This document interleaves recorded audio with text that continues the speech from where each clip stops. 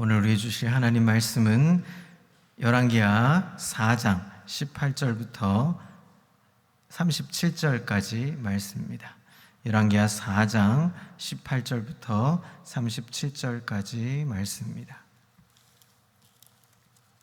4장 18절부터 36절은 제가 읽고 마지막 37절은 합독하겠습니다.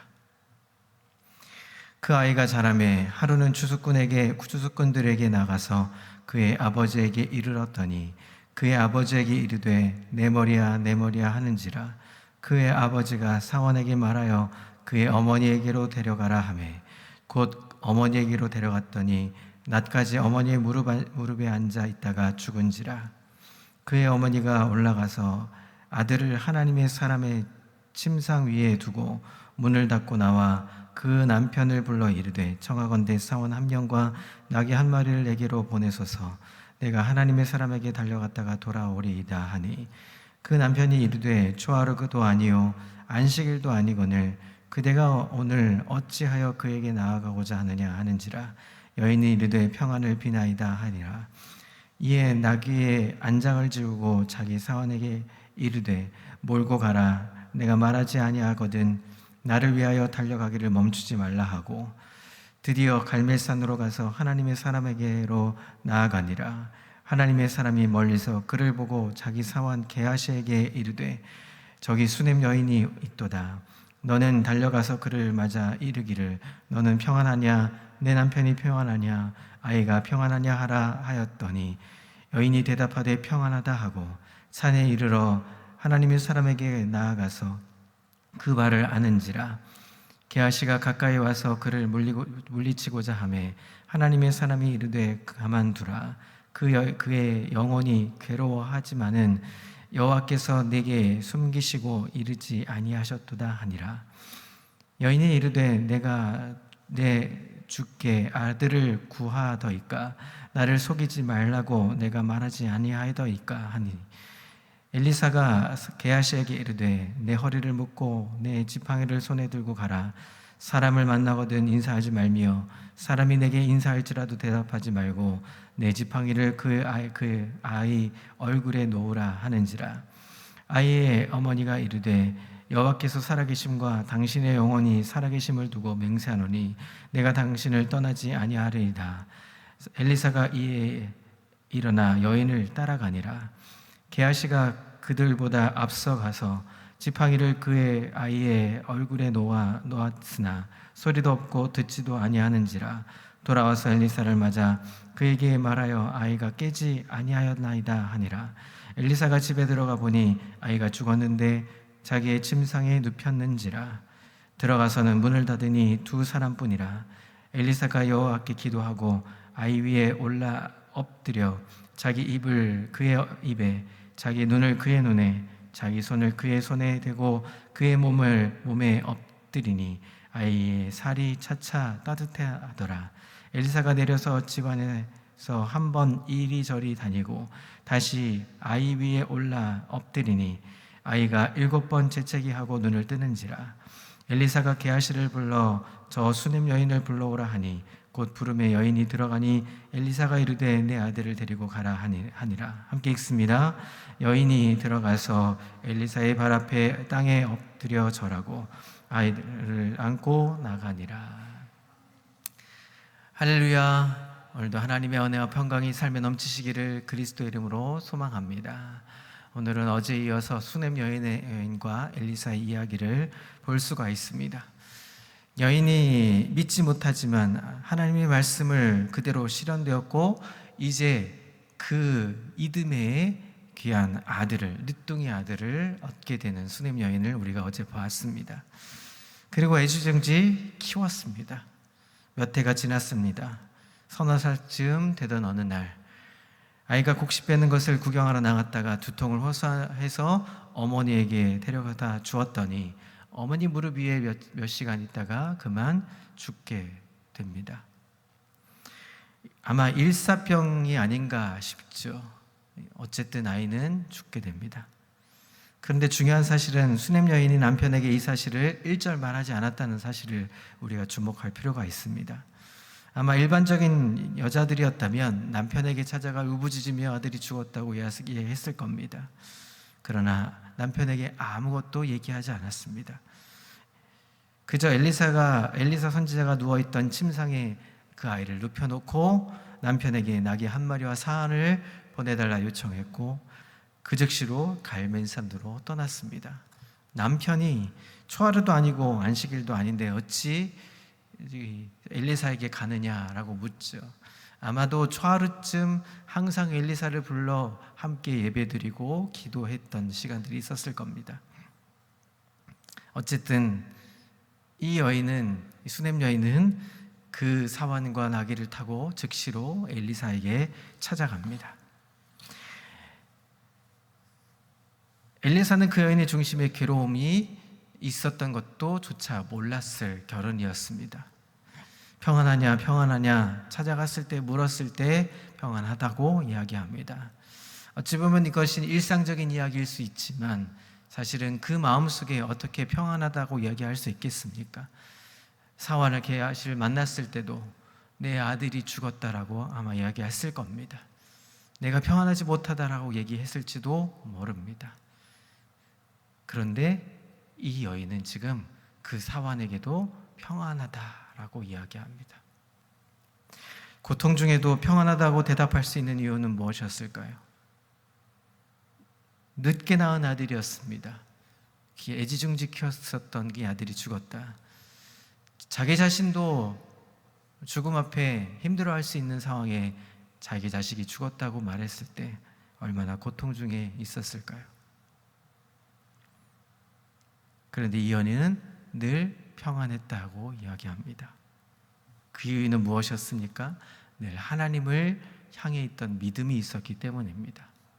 어려운 순간에도 힘든 순간에도 무슨 일이 있어도 하나님을 찾고 있었다는 사실을 우리가 주목해야 합니다.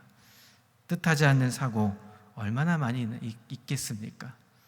우리 엊그제도 리튬 공장에 불이 나서 채 출입구를 찾지 못할 만큼 짧은 급박한 상황, 45초 안에 그 사람들은 질식하고 말았던 것입니다. 누가 알았겠습니까? 그 일이 누가 일어날 거라고 예상했겠습니까? 그 예사주지 못한 뜻밖의 죽음 앞에 우리는 어떻게 대해야 할까요? 위로조차 할 수 없는 상황일지도 모릅니다. 그런 급박한 상황일지라도 우리는 기억해야 합니다. 그 즉시 하나님을 기억해야 합니다. 그 즉시 하나님을 만날 시간을 기대해야 합니다. 여러분, 평안을 잃지 마십시오. 그 평안을 놓치지 마십시오. 어떤 상황에 놓여 있든 간에 하나님을 찾아야 하는 것입니다. 수넴 여인은 하나님 마음을 잊지 않았던 현숙한 위대한 여인이었던 것입니다. 찬송가 오늘 불렀던 찬송가 413장 내 평생에 가는 길을 작시한 스페포드라는 집사는 시카고의 무디 교회에서 재정을 맡아 관리하는 사람이었습니다. 그런데 휴가를 맞아서 아내와 네 딸을 데리고 영국으로 배를 타고 떠났습니다. 사정상 아내와 네 딸을 먼저 돌려보내고 곧바로 뒤따라갈 것을 약속했는데 풍랑이 일어나 대서양에서 네 딸은 죽고 아내만 극적으로 살아남게 되었습니다.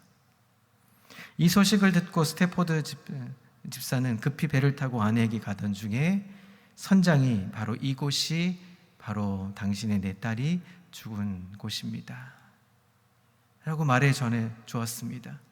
형언할 수 없는 슬픔을 이기지 못해 배 밑으로 내려가 밤새도록 기도하는 중에 새벽 3시쯤에 하나님의 음성을 듣게 됩니다. 사랑하는 아들아, 내가 너의 네 딸을 천국에 잘 받아두었다. 걱정하지 마라. 염려하지 마라. 그리고 갑자기 그의 영혼이 큰 평안이 몰려오는 것을 알게 되고 그때 지은 시가 바로 찬송가 413장이었다는 것입니다. 내 평생에 가는 길 순탄하여 늘 잔잔한 강 같든지 큰 풍파가 무섭고 어렵든지 나의 영혼은 늘 평안하다. 내 영혼 평안해. 내 영혼 평안해. 여러분, 뜻하지 않는 상황들은 우리에게 언제든지 일어날 수 있습니다. 그것은 어느 누구도 예외 상황이 아닙니다.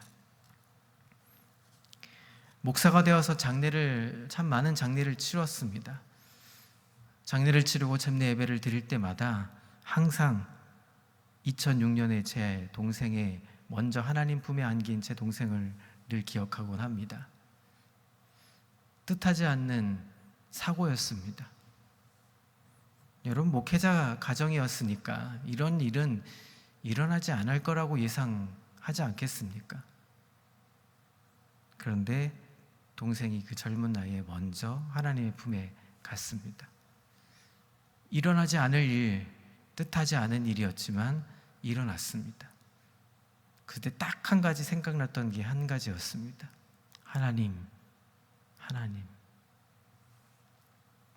어떻게 할 수 없는 고통 중에 찾을 거라곤 단 한마디였습니다. 하나님 아버지. 사랑하는 성도 여러분, 평안할 때 하나님을 찾으십시오. 아니, 늘 하나님을 찾으십시오. 늘 하나님 앞에 내 마음이 평안함을 간구해야 하는 것입니다. 이 여인은 그 즉시로 엘리사에게 찾아갔던 것입니다. 수넴 여인이 현실적으로 겪게 된 괴로움은 어떤 것이었습니까? 아들의 죽음뿐만은 아니었습니다. 오늘 본문을 지나가면 그냥 끝입니다. 그리고 8장에 이 수넴 여인의 이야기가 한 번 더 등장을 합니다. 이제 우리 다음번에 보겠지만 3번의 뜻하지 않는 고통 중에 일어나는 일 속에 하나님을 만나는 이야기들이 계속 등장합니다.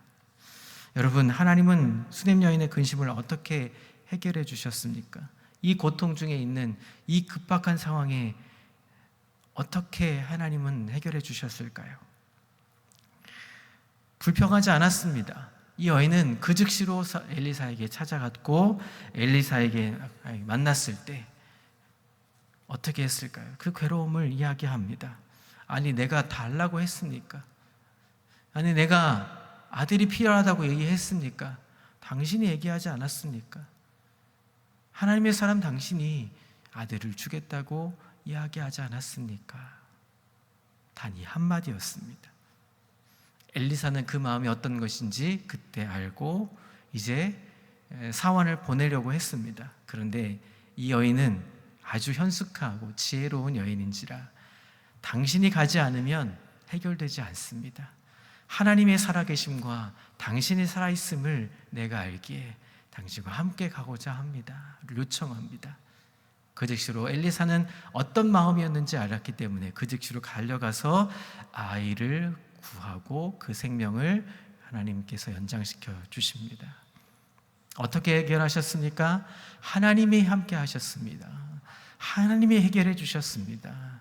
비록 아마도 이 아들이 깨어나지 못했다 할지라도 아마 이 여인은 하나님께 나아갔을 겁니다. 그만큼 하나님을 찾고 있었다는 사실을 기억해야 합니다. 사랑하는 성도 여러분, 기독교는 부활의 종교입니다. 우리가 육신은 죽었다 할지라도 우리 영혼은 천국에 가 있는 것입니다. 우리 육신이 이 생을 다한다 할지라도 하나님은 결코 그대로 내버려 두시지 않는다는 사실을 우리가 기억해야 합니다. 오늘도 하루를 살다가 무슨 일이 벌어질지 모릅니다. 우리가 언제 이 생을 다할지도 모릅니다. 여러분, 죽음은 끝이 아니라는 사실을 기억해야 합니다. 다시 우리는 부활을 맞이할 것입니다. 죽은 영혼들이 다시 살아나 하나님과 다시 하나님 예수님 재림하시면 다시 오시면 우리도 부활해서 하나님을 맞이할 것입니다. 그때까지 무엇을 해야 합니까? 하나님이 해결해 주실 것이다. 하나님이 나를 만나 주실 것이다. 언제든지 하나님은 나와 함께 하실 것이다. 하나님은 살아계시다. 하나님이 나와 역사하신다. 라는 그 사실을 기억하면서 오늘도 평안하다, 평안하다. 어떤 일을 만나는지 모르지만 내 영혼은 평안하다. 이 마음으로 하나님과 동행하는 삶 되시기를 그리스도 이름으로 소망합니다. 사망은 결코 우리를 이기지 못합니다. 하나님은 우리를 사망의 것으로부터 승리하게 하십니다. 부활의 승리를 맛볼 수 있는 날마다 날마다 기쁨을 이기지 못해 하나님께 찬송하는 믿음의 고백을 다하실 수 있기를 그리스도의 이름으로 소망합니다. 기도하겠습니다. 하나님 아버지, 뜻하지 않는 사고 속에 놓여 있을지라도, 어떤 일을 당할지라도, 무슨 일을 당할지라도 하나님, 그 고통 속에 하나님을 찾는 일을 잊지 않게 도와주옵소서. 가장 먼저 생각나는 것이 하나님을 생각할 수 있도록 주여 인도해 주옵소서. 그 급박한 상황에 놓였을 때, 하나님을 찾았을 때 하나님이 해결해 주실 수 있다, 하나님이 능한 손으로 우리를 붙들어 주실 수 있다는 것을 우리가 늘 깨닫는 삶의 여정 되게 인도해 주시옵소서.